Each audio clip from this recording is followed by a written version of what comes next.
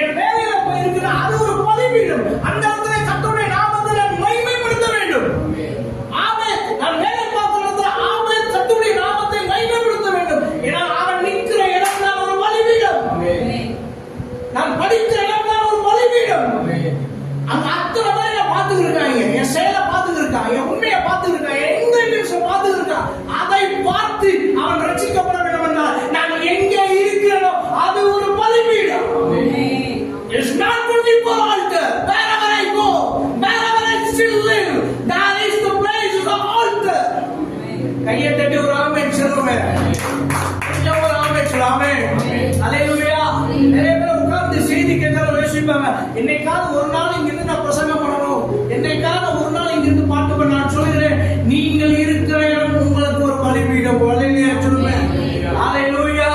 அங்கே நீங்கள் உண்மையா இருக்கும்போது, அங்க நீங்க தேவனுடைய நாமத்தை மகிமைப்படுத்தும் போது, இங்கிருந்து பிரசங்கம் பண்ணும்போது எப்படி ஜனங்கள் ரட்சிக்கப்படுகிறார்களோ அதே போல வேலை ஸ்தலத்திலே உன்னை பார்த்து ஜனங்கள் ரட்சிக்கப்படுவார்கள்.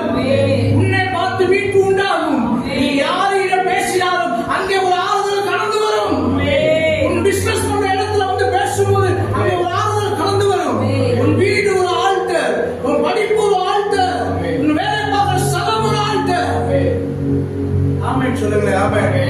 அதான் இன்விசிபிள். நான் பேசுற ஆல்டர் இன்விசிபிள், அது உங்களுக்கு தெரியாது.